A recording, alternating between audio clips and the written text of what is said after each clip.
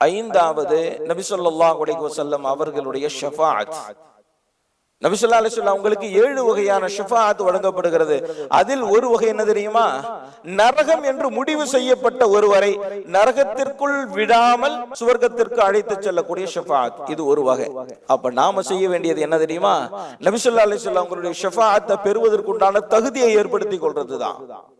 நபி ஸல்லல்லாஹு அலைஹி வஸல்லம் அவங்க மேல அதிகம் யார் ஸலவாத் சொல்றாங்களோ அவங்க நபி ஸல்லல்லாஹு அலைஹி வஸல்லம் அவர்களுடைய ஷஃபாஅத்திற்கு தகுதியானவர். ஒரே ஒரு தடவை ஸலவாத் சொன்னோம் அப்படின்னு சொன்னா 10 நன்மை எழுதப்படுகிறது, 10 பாவங்கள் மன்னிக்கப்படுகிறது, 10 அந்தஸ்து உயர்த்தப்படுகிறது. 40 ஹதீஸ் மனப்பாடம் செஞ்சிட்டோம் அப்படின்னு சொன்னா நபி ஸல்லல்லாஹு அலைஹி வஸல்லம் அவங்களுடைய ஷஃபாஅத் நமக்கு இருக்கு. அஸ்ஸலாத்து மிஃப்தாஹுல் ஜன்னah ஒரு ஹதீஸ், இன்னமல் அஅமாலு பின்னியாத் ஒரு ஹதீஸ். 40 வரியில 40 ஹதீஸ் முடிஞ்சு போயிடும். இந்த ரமலான்ல முடிவு பண்ணுங்க 40 ஹதீஸ் நான் மனப்பாடம் பண்ணணும் அப்படின்னு சொல்லி மனப்பாடம் பண்ணிடலாம்.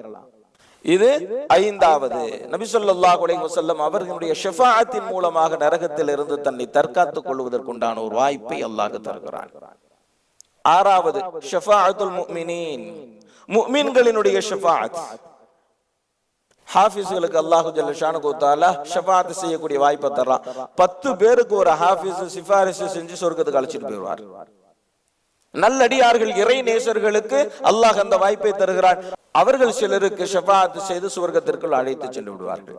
நல்ல நண்பர்கள், அதில் ஒருவர் சிறந்தவராக இருந்தார். நாளை மறுமையில் அல்லாஹ்விடத்திலே சொல்லுவார், நான் அவரோடு தான் தொழுதேன், அவரோடு தான் நோன்பு வைத்தேன், அவரோடு தான் ஜிஹாதில் கலந்து கொண்டேன், அவரோடு தான் எல்லாம் செய்தேன், ஆனால் இப்போது அவர் என்னோடு இல்லை, அவரை சுவர்க்கத்திற்குள் அனுப்பு என்பதாக நல்ல நண்பர்கள் அல்லாஹ்விடத்திலே ஷஃபாஅத் செய்து அவரை அழைத்து செல்வார்கள்.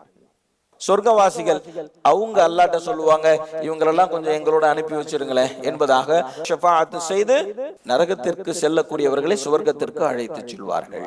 இது ஆறாவது.